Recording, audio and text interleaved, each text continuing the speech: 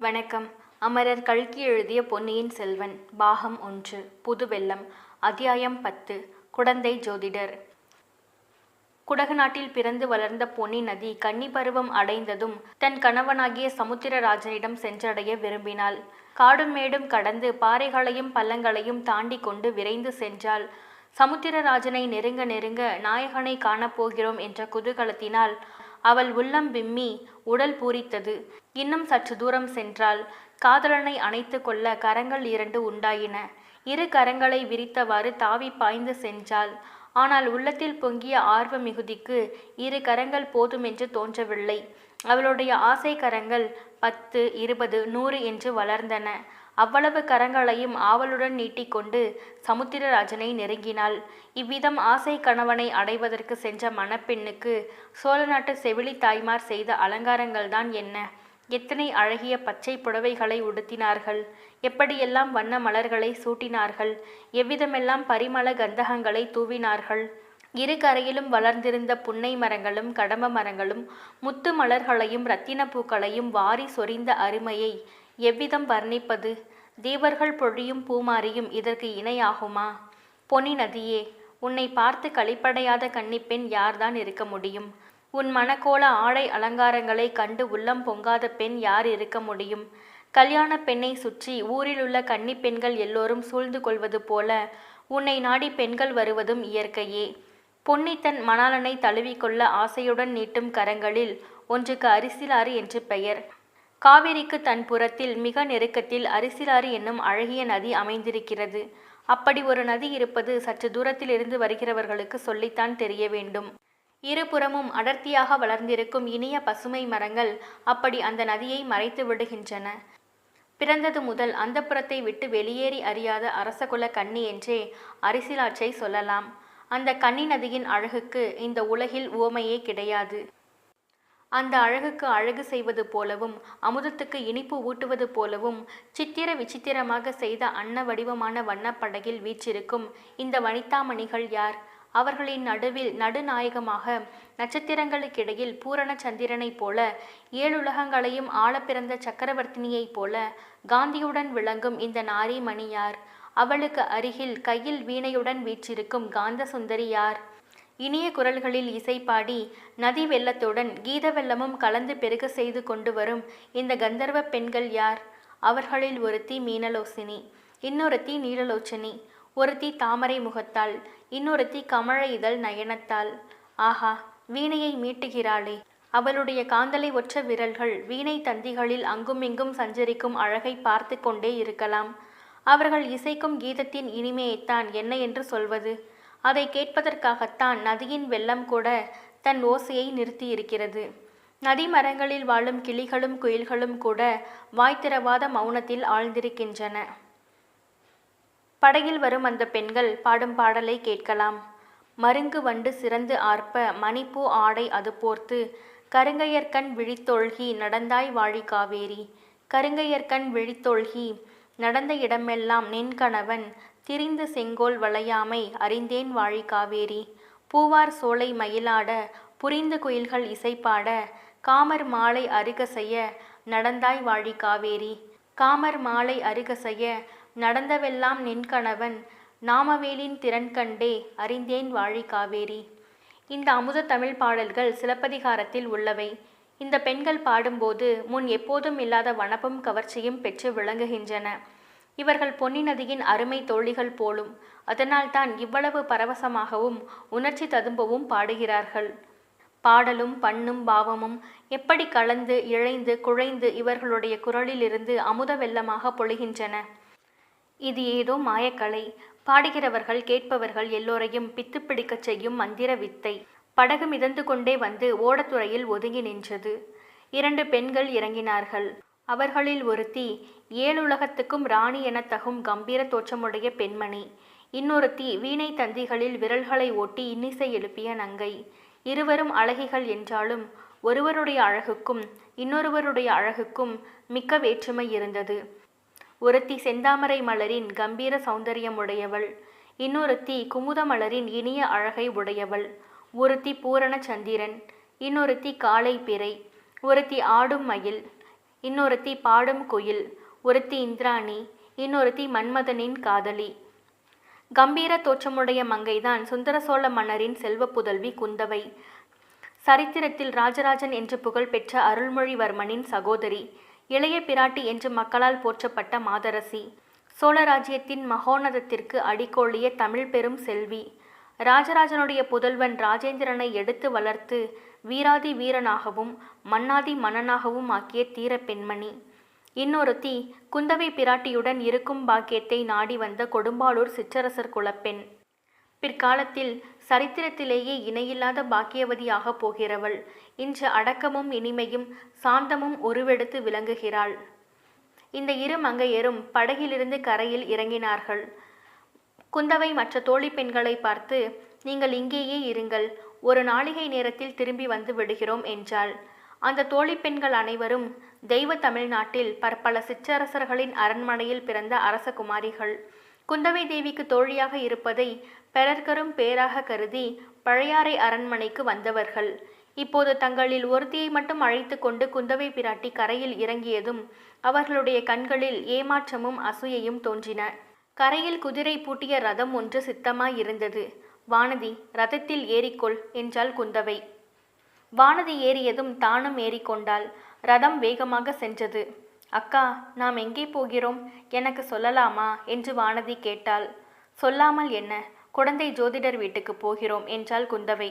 ஜோதிடர் வீட்டுக்கு எதற்காக போகிறோம் அக்கா? என்னத்தை பற்றி கேட்பதற்காக? வேறு எதற்கு? உன்னை பற்றி கேட்பதற்காகத்தான். சில மாத காலமாக நீ இப்படி பிரம்மை பிடித்தவள் போல் உடல் மெலிந்து வருகிறாயா? உனக்கு எப்போது பிரம்மை நீங்கி உடம்பு தேரும் என்று கேட்பதற்காகத்தான் என்றாள் குந்தவை. அக்கா, உங்களுக்கு ரொம்ப புண்ணியம் உண்டு. எனக்கு உடம்புக்கு ஒன்றுமில்லை. என்னை பற்றி கேட்பதற்காக போக வேண்டாம், திரும்பி விடுவோம் என்றாள் வானதி. இல்லையடி அம்மா, இல்லை. உன்னை பற்றி கேட்பதற்காக இல்லை, என்னை பற்றி கேட்பதற்காகத்தான் போகிறேன் என்றாள் குந்தவை. உங்களை பற்றி ஜோசியரிடம் என்ன தெரிந்து கொள்ளப் போகிறீர்கள்? எனக்கு கல்யாணம் ஆகுமா, இல்லை கடைசி வரையில் கன்னி பெண்ணாகவே காலம் கழிப்பேனா என்று கேட்கப் போகிறேன் என்றாள் குந்தவை. இதற்கு ஜோசியரை போய் கேட்பானேன் அக்கா? தங்களுடைய மனதையல்லவா கேட்க வேண்டும். தாங்கள் தலையை அசைக்க வேண்டியதுதான். இமயமலை முதல் குமரிமுனை வரையில் உள்ள 56 தேசத்து ராஜாக்களும் போட்டி போட்டு கொண்டு ஓடி வர மாட்டார்களா? கடல் கடந்த தேசங்களில் இருந்தெல்லாம் கூட வருவார்களே. உங்களை கைப்பிடிக்கும் பேரு எந்த ராஜகுமாரனுக்கு கொடுத்து வைத்திருக்கிறதோ அதை நீங்கள் அல்லவா சொல்ல வேண்டும்? வானதி, நீ சொல்வதெல்லாம் உண்மை என்றே வைத்து கொண்டாலும் அதற்கு ஒரு தடை இருக்கிறது. எந்த தேசத்து அரசகுமாரனை மணந்து கொண்டாலும் நான் அவனுடன் அவன் நாட்டுக்கு போக வேண்டி வரும். எனக்கு இந்த பொன்னி நதி பாயும் சோழ நாட்டிலிருந்து வேறொரு நாட்டுக்கு போக பிடிக்கவில்லையடி. வேறு நாட்டுக்கு போவதில்லை என்று நான் சபதம் எடுத்து கொண்டிருக்கிறேன் என்றாள் குந்தவை. அது ஒரு தடையாக இருக்காது அக்கா. தங்களை மணந்து கொள்ளும் எந்த ராஜகுமாரனும் தங்கள் காலில் விழுந்து கிடக்கும் அடிமையாகவே இருப்பான். இங்கேயே இருக்க வேண்டும் என்றால் இருந்துவிட்டு போகிறான் என்றாள் வானதி. ஆஹா, எலியை பிடித்து மடியில் வைத்து கட்டிக்கொள்வது போல் வேறு தேசத்து ராஜகுமாரனை நம்மூரிலேயே கொண்டு வைத்து கொள்ளவா சொல்கிறாய்? அதனால் என்னென்ன தொல்லைகள் எல்லாம் விளையும் தெரியுமா என்றாள் குந்தவை. எப்படியும் பெண்ணாய் பிறந்தவர்கள் ஒரு நாள் கல்யாணம் செய்து கொண்டுதானே தீர வேண்டும் என்றாள் வானதி. அப்படி ஒரு சாஸ்திரத்திலும் சொல்லியிருக்கவில்லையடி. ஔவையாரை பார், அவள் என்றும் கண்ணியழியாத கவி ஈஸ்வரியாக பல காலம் ஜீவித்திருக்கவில்லையா என்றாள் குந்தவை. ஔவையார் இளம் பிரயத்திலேயே கடவுள் வரத்தினால் கிளவியாகி போனவள். தாங்கள் அதை போல ஆகவில்லையே என்றாள் வானதி. சரி, அப்படியே கல்யாணம் செய்து கொள்வது என்றாலும் சோழ நாட்டு ஏழை வீரன் ஒருவனையே நான் மணந்து கொள்வேன். அப்படிப்பட்டவனுக்கு ராஜ்யம் இருக்காது. என்னை அழைத்து கொண்டு வேறு தேசத்துக்கு போக வேண்டும் என்று சொல்ல மாட்டான். இங்கேயே சோழ நாட்டிலே இருந்து விடுவான். அக்கா, அப்படி என்றால் இந்த சோழ நாட்டை விட்டு போக மாட்டீர்களா? ஒரு நாளும் போக மாட்டேன். சொர்க்கலோகத்துக்கே என்னை அரசியாக்குவதாக சொன்னாலும் போக மாட்டேன் என்றாள் குந்தவை. இன்றைக்குத்தான் என் மனம் நிம்மதி அடைந்தது என்றாள் வானதி. அது என்னடி? நீங்கள் வேறு நாட்டுக்கு போனால் நானும் உங்களோடு வந்தே தீர வேண்டும். உங்களை விட்டு பிரிந்திருக்க என்னால் முடியாது. எனக்கும் இந்த சோழ நாட்டை பிரிந்து போக மனமில்லை என்றாள் வானதி. கல்யாணமானால் நீ பிரிந்து போய்த்தானே தீர வேண்டும். நானும் கல்யாணமே செய்து கொள்ளப் போவதில்லை அக்கா. அடியை, எனக்கு செய்த உபதேசமெல்லாம் எங்கே போயிற்று? உங்களைப் போலவா நான் என்றாள் வானதி. அடி கள்ளி, எல்லாம் எனக்கு தெரியும். என் கண்ணில் மண்ணை தூவலாம் என்றா பார்க்கிறாய்? உனக்கு சோழ நாட்டின் மீது அபிமானம் ஒன்றும் கிடையாது. நீ ஆசை வைத்திருக்கும் சோழ நாடு வாளும் வேலும் தாங்கி ஈழ நாட்டுக்கு யுத்தம் செய்ய அல்லவா போயிருக்கிறது. உன் அந்தரங்கம் எனக்கு தெரியாது என்றா நினைத்தாய் என்றாள் குந்தவை. அக்கா அக்கா, நான் அவ்வளவு மூடமதி உடையவளா? சூரியன் எங்கே, காலை பனித்துளி எங்கே? சூரியனுடைய நட்புக்கு பனித்துளி ஆசைப்பட்டால் என்ன பயன் என்றாள் வானதி. பனித்துளி சிறியதுதான், சூரியன் பெரியது, பிரகாசமானதுதான். ஆனாலும் பனித்துளி அப்படிப்பட்ட சூரியனை சிறைப்படுத்தி தனக்குள் வைத்திருக்கிறதோ இல்லையோ என்றாள் குந்தவை. வானதி உற்சாகமும் ஆர்வமும் நிறைந்த குரலில், அப்படியா சொல்கிறீர்கள்? பனித்துளி கூட சூரியனை அடையலாம் என்று சொல்கிறீர்களா என்றாள். பிறகு திடீரென்று மனசோர்வு வந்துவிட்டது. பனித்துளி ஆசைப்படுகிறது, சூரியனையும் சிறைப்பிடிக்கிறது. ஆனால் பலன் என்ன? கொஞ்ச நேரத்திற்கெல்லாம் சரியான தண்டனை அடைகிறது. வெயிலில் உலர்ந்து இருந்த இடம் தெரியாமல் மறைகிறது. அப்படி சொல்வது தவறு வானதி. பனித்துளியின் ஆசையைக் கண்டு சூரியன் தன்னுடன் பனித்துளியை ஐக்கியப்படுத்திக் கொள்கிறான். தனக்கு உகந்த பனித்துளி பெண் வேறு யார் கண்ணிலும் பட்டுவிடக் கூடாது என்பது அவன் எண்ணம். இரவு வந்ததும் மறுபடியும் வெளியே விட்டு விடுகிறான். அக்கா, இதெல்லாம் என்னை தேற்றுவதற்காகத்தானே சொல்கிறீர்கள் என்று கேட்டாள் வானதி. அப்படியென்றால் உன் மனதில் ஒரு குறை இருக்கிறது என்று சொல்லு. இத்தனை நாள் இல்லவே இல்லை என்று சாதித்தாயே, அதனால்தான் ஜோசியரிடம் போகிறோம் என்றாள் குந்தவை. என் மனதில் குறையிருந்தால் அதை பற்றி கேட்க ஜோசியரிடம் ஏன் போக வேண்டும் என்று கூறி வானதி பெருமூச்சு விட்டாள். குடந்தை ஜோதிடரின் வீடு அந்த நகரின் ஒரு மூலையில் காளி கோயிலுக்கு அருகில் ஒரு தனித்த இடத்தில் இருந்தது. குடந்தை நகருக்குள் புகாமலேயே நகரை சுற்றி கொண்டு ரதம் அந்த வீடு சென்று அடைந்தது. ரதசாரதி ரதத்தை அங்கு தங்கு தடையின்றி நிறுத்தியதை பார்த்தால் அவன் அதற்கு முன் பலமுறை அங்கே ரதம் ஓட்டி கொண்டு சென்றிருக்க வேண்டும் என்று தோன்றியது. வீட்டு வாசலில் ஜோசியரும் அவருடைய சீடர் ஒருவரும் ஆயத்தமாக காத்திருந்தார்கள். ஜோதிடர் மிக பக்தி மரியாதையுடன் வரவேற்று வந்தவர்களை உபசரித்தார். பெருமாட்டி, கலைமகளும் திருமகளும் ₹1 வந்த தாயே, வரவேண்டும் வரவேண்டும். இந்த ஏழையின் குடிசை செய்த பாக்கியம். மறுமுறையும் நீங்கள் இந்த குடிசையை தேடி வந்தீர்கள் என்றார். ஜோதிடரே, இந்த வேளையில் உங்களை தேடிக்கொண்டு வேறு யாரும் இங்கு வரமாட்டார்கள் அல்லவா என்றாள் குந்தவை. வரமாட்டார்கள் தாயே. இப்போதெல்லாம் என்னை தேடி அதிகம் பேர் வருவதில்லை. உலகத்தில் கஷ்டங்கள் அதிகமாகும் போதுதான் ஜோதிடர்களை தேடி மக்கள் அதிகமாக வருவார்கள். இப்போது தங்களுடைய திருத்தந்தை சுந்தர சோழரின் ஆட்சியில் குழிகளுக்கு கஷ்டம் என்பதே கிடையாது.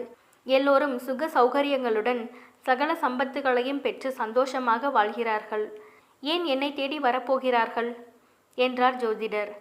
அப்படியானால் எனக்கு ஏதோ கஷ்டம் வந்திருக்கிறது, அதனால்தான் உம்மை தேடி வந்திருக்கிறேன் என்று சொல்கிறீராக்கும் என்றாள் குந்தவை. இல்லை பெருமாட்டி, நவநிதியும் கொழிக்கும் பழையாறை மன்னரின் திருக்குமாரிக்கு கஷ்டம் வந்தது என்று எந்த குருடன்தான் சொல்லுவான்? உலகத்தில் மக்களுக்கு கஷ்டம் இல்லாமல் போய்விட்டபடியால் இந்த ஏழை ஜோதிடனுக்கு மட்டும் கஷ்டம் வந்திருக்கிறது. இவனை யார் கவனிப்பார்கள்? அதனால் இந்த ஏழையின் கஷ்டத்தை தீர்ப்பதற்காக அம்பிகை போல வந்திருக்கிறீர்கள். தாயே, குடிசைக்குள் வந்தருள வேண்டும். இங்கே தங்களை நிறுத்தி வைத்திருப்பது நான் செய்யும் அபச்சாரம் என்று ஜோதிடர் சமத்காரமாக பேசினார். பிறகு ஜோதிடர் வழிகாட்டி முன் செல்ல குந்தவையும் வானதியும் அவர் வீட்டிற்குள் சென்றார்கள். ஜோதிடர் அவருடைய சீடனை பார்த்து, அப்பனே, வாசலில் ஜாக்கிரதையாக நின்று கொண்டிரு. தப்பி தவறி யாராவது வந்தாலும் உள்ளே விடாதே என்றார். அரசகுமாரியை வரவேற்பதற்கு உகந்ததாக ஜோதிடரின் கூடம் அழகு செய்யப்பட்டிருந்தது. சுவரில் ஒரு மாடத்தில் அம்பிகையின் படம் அலங்கரிக்கப்பட்டு விளங்கியது. அமருவதற்கு 2 பீடங்கள் சித்தமாயிருந்தன. குத்துவிளக்கு எரிந்தது. அங்குமிங்கும் கோலங்கள் பொழிந்தன. ராசி சக்கரங்கள் போட்ட பலகைகளும் ஓலை சுவடிகளும் சுற்றிலும் இறைந்து கிடந்தன. பெண்கள் இருவரும் பீடங்களில் அமர்ந்த பிறகு ஜோதிடரும் உட்கார்ந்தார். அம்மணி, வந்த காரியம் இன்னதென்பதை தயவு செய்து சொல்லி அருள வேண்டும் என்றார்.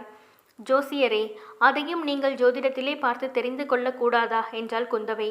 ஆகட்டும் தாயே என்று கூறி ஜோதிடர் கண்ணை மூடிக்கொண்டு சிறிது நேரம் ஏதோ மந்திரம் ஜெபித்து கொண்டிருந்தார். பிறகு கண்ணை திறந்து பார்த்து, இந்த கன்னி பெண்ணின் ஜாதகம் பற்றி கேட்பதற்காகவே இன்று முக்கிய விஷயமாக வந்திருக்கிறீர்கள். அவ்விதம் தேவி பராசக்தியின் அருள் சொல்கிறது, உண்மைதானா என்றார். ஆஹா, பிரமாதம்! உங்களுடைய சக்தியை என்னவென்று சொல்வது? ஆம் ஜோதிடரே, இந்த பெண்ணை பற்றி கேட்பதற்காகத்தான் வந்தேன். 1 வருஷத்துக்கு முன்பு இவள் பழையாறை அரண்மனைக்கு வந்தாள். வந்து சில மாத காலம் மிக குதூகலமாக இருந்தாள். என் தோழியருக்குள்ளே இவள்தான் சிரிப்பும் விளையாட்டும் கலகலப்புமாக இருந்து வந்தாள். 4 மாதமாக இவளுக்கு என்னவோ நேர்ந்திருக்கிறது. அடிக்கடி சோர்ந்து போகிறாள். பிரமை பிடித்தாற் போல் இருக்கிறாள். சிரிப்பையே மறந்துவிட்டாள். உடம்புக்கு ஒன்றுமில்லை என்கிறாள். இவள் பெற்றோர்கள் நாளைக்கு வந்து கேட்டால் என்ன மறுமொழி சொல்வதென்றே தெரியவில்லை என்றாள் குந்தவை. தாயே, கொடும்பாளூர் இளைய வேளாரின் செல்வ புதல்விதானே? இவருடைய பெயர் வானதிதானே என்றார் ஜோதிடர். ஆமாம், உமக்கு எல்லாம் தெரிந்திருக்கிறதே. இந்த அரசிலம் குமரியின் ஜாதகம் என்னிடம் இருக்கிறது, சேர்த்து வைத்திருக்கிறேன், சற்று பொறுக்க வேண்டும் என்று சொல்லிவிட்டு ஜோதிடர் பக்கத்திலிருந்த ஒரு பழைய பெட்டியை திறந்து சிறிது நேரம் புரட்டினார். பிறகு அதிலிருந்து ஒரு ஜாதக குறிப்பை எடுத்து கவனமாக பார்த்தார். இத்துடன் அத்தியாயம் 10 நிறைவுற்றது. மீண்டும் அடுத்த அத்தியாயத்தில் சந்திப்போம். நன்றி, வணக்கம்.